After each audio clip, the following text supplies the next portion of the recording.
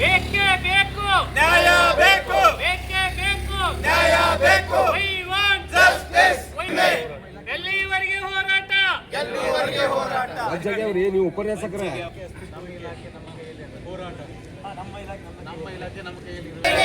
ಉಳಿಯಲೇಬೇಕು, ಉಳಿಯಲೇಬೇಕು, ಉಳಿಯಲೇಬೇಕು,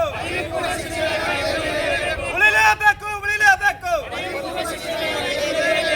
ಉಳಿಯಲೇಬೇಕು, ಉಳಿಯಲೇಬೇಕು, ಪದವಿಪೂರ್ವ ಶಿಕ್ಷಣ ಬೇಕು, ಪದವಿಪೂರ್ವ ಶಿಕ್ಷಣ ಉಳಿಯಲೇಬೇಕು. ಉಳಿಯಲೇಬೇಕು, ಉಳಿಯಲೇಬೇಕು. ಪದವಿಪೂರ್ವ ಶಿಕ್ಷಣ ಇಲಾಖೆ ಉಳಿಯಲೇಬೇಕು. ನಮ್ಮ ಇಲಾಖೆ, ನಮ್ಮ ಇಲಾಖೆ, ಬರುವ ಪರೀಕ್ಷೆ 1ರ ಮೌಲ್ಯಮಾಪನವನ್ನು ಘನ ಸರ್ಕಾರ ನಮ್ಮ ಎಲ್ಲ ಪದಾಧಿಕಾರಿಗಳನ್ನು MLCಗಳ ಜೊತೆ ಚರ್ಚೆ ಮಾಡಿ ತಕ್ಷಣ ಅದಕ್ಕೆ ಯಾವುದೇ ಪರಿಹಾರನ ಸೂಚಿಸದಿದ್ದಾಗ ನಾವು ಪರೀಕ್ಷೆ 1ರ ಮೌಲ್ಯಮಾಪನವನ್ನು ನಮ್ಮ ಬೇಡಿಕೆ ಈಡೇರಿವರೆಗೂ ಕೂಡ ನಾವು ಅನಿರ್ದಿಷ್ಟವಾಗಿ ಹೋರಾಟವನ್ನು ಬೆಂಗಳೂರಿನ ಸ್ವಾತಂತ್ರ್ಯ ಉದ್ಯಾನವನದೊಳಗೆ ನಾವು ಪ್ರಾರಂಭಿಸ್ತೇವೆ.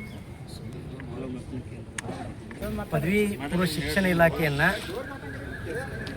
ಪ್ರತ್ಯೇಕಗೊಳಿಸುವಂಥ ನಿಟ್ಟಿನಲ್ಲಿ ಜಿಲ್ಲಾ ಪಂಚಾಯತ್ ಮುಖ್ಯ ಕಾರ್ಯನಿರ್ವಾಹಕ ಅಧಿಕಾರಿಗಳಿಗೆ ನಮ್ಮ ಇಲಾಖೆ ಮೇಲೆ ಉಸ್ತುವಾರಿಯನ್ನು ನೀಡ್ತಾ ಇದ್ದಾರೆ.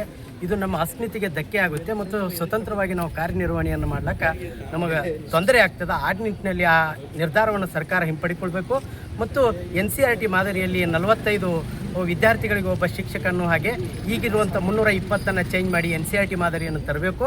ಜೊತೆಗೆ ನಮ್ಮ ಹಲವು ಬೇಡಿಕೆಗಳದಾವೆ. NPS ಅನ್ನು ಹೋಗಲಾಡಿಸಿ OPS ಬರಬೇಕು ಮತ್ತು ನಮ್ಮ ಎಡೆಡ್ ಲೆಕ್ಚರರ್ಸ್ ಇರುವಂಥ ಆರೋಗ್ಯ ಸಂಜೀವನಿ ಯೋಜನೆಯನ್ನು ತರಬೇಕು.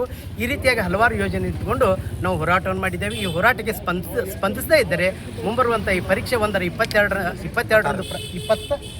22ರಂದು ಪ್ರಾರಂಭವಾಗುವಂಥ ಮೌಲ್ಯಮಾಪನವನ್ನು ನಾವು ಬಹಿಷ್ಕಾರ ಮಾಡ್ತೇವೆ ಅನ್ನುವಂಥ ಮಾತನ್ನು ಈ ಸಂದರ್ಭದಲ್ಲಿ ಹೇಳ್ತೀನಿ. ನಿಮ್ಮ ಹೆಸರು? RC ಹಿರೇಮಠ್, ಉಪನ್ಯಾಸಕರು, ಸರ್ಕಾರಿ ಬಾಲಕಿಯರ ಪದವಿ ಪೂರ್ವ ಕಾಲೇಜು, ವಿಜಯಪುರ.